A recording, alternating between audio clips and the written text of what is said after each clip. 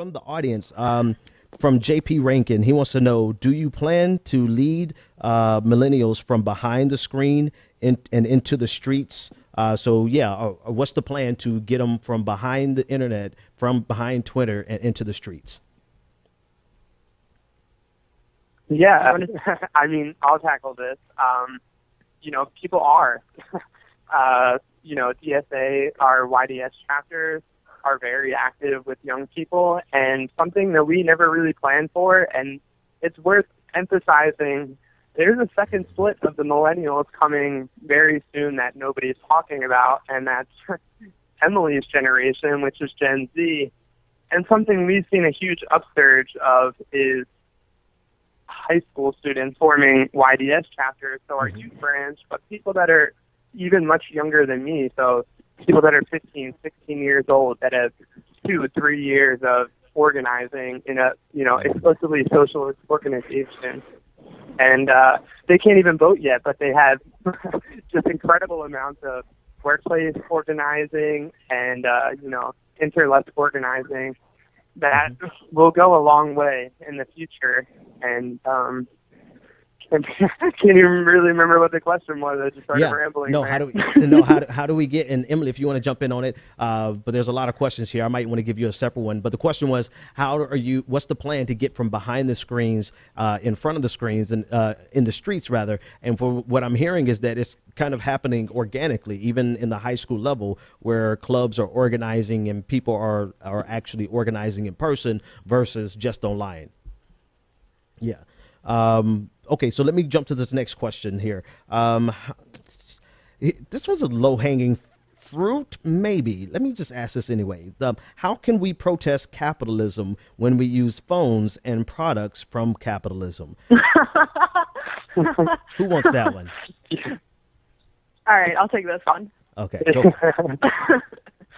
So I love this because I think it tends to conflate like socialism and Ludditism, which is like a wonderful world that like we wouldn't use any capitalist technology at all. But I think that mindset is totally the wrong mindset. Like keep your iPhone, acknowledge that it's terrible that it was made by slave labor, and acknowledge all of the problematic issues involved in like exploiting labor to get these products, but use them for your advantage, right?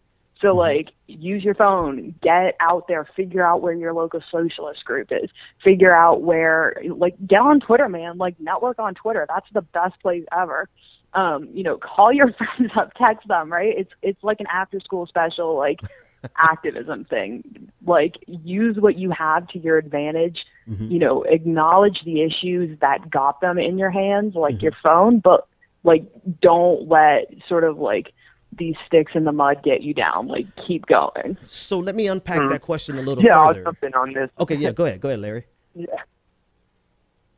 So also, this plays into a very capitalist worldview, looking at it through this angle, because people ask the same question about poorer folks, that why do you have an iPhone, and when they see someone at Walmart, but, the iPhones aren't that expensive, and why don't the poor deserve the best? Why can't we have better things? We can have these things, and it's just a lie that all of us can't have decent things, and that so many have to. If you were to look at rent compared to the price of an iPhone, the iPhone isn't what's keeping someone down. Right. It's that they can buy access into things that really actually matter. I'm sorry, did you say look at the price of rent compared to the price of the iPhone? Is that what you said? Yeah, and things like healthcare, the iPhone that costs $100 isn't what's keeping someone down, and it's not a bad economic choice on their part. Yeah. It's for my age bracket, it's childcare.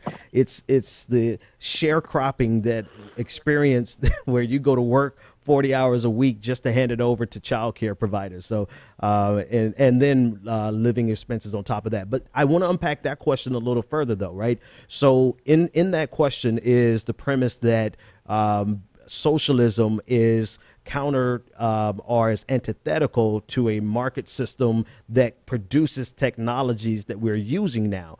And so maybe we should give them a clearer definition of what we mean when we say socialism. Are we saying and more specifically, rejecting capitalism? Are we rejecting the organizing of labor and capital that produces these technologies, and are we replacing it with something that could organize labor and capital so that we can produce similar technologies? Because if we're not going to do that, then we're advocating for a system that could not produce the very same technologies we're using to fight against that system. It becomes almost like a paradox.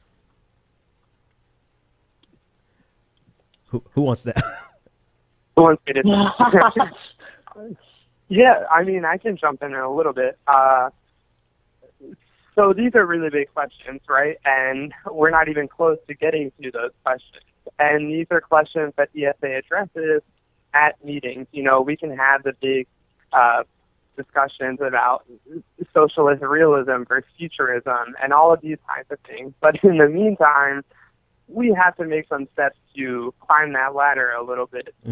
We're a long way away from completely overthrowing the system, and we're going to have to take little victories in the meantime. It's going to take, maybe by the generation after this generation, we could completely overthrow the capitalist class and system.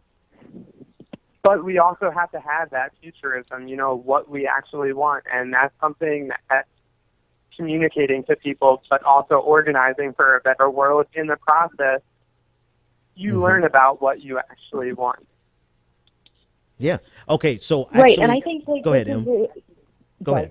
No, so I just think there's a lot of different. There are many branches of socialism, right? So there's like market socialism, which isn't really my favorite, but there are a variety of different branches of socialism and of ways that you can implement socialism, and not all of them are necessarily like as openly antithetical, like you said, to the creation or entrepreneurship, really.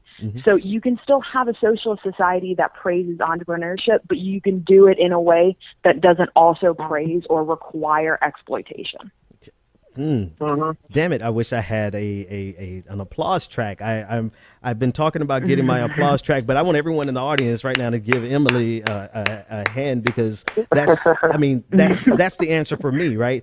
And that undoes the premise of that question, which is the idea that you cannot organize for production through socialism, and it's only something that we can do through capitalism, which is 100% untrue. I have a couple of other pretty good questions from my audience. Go ahead, Larry.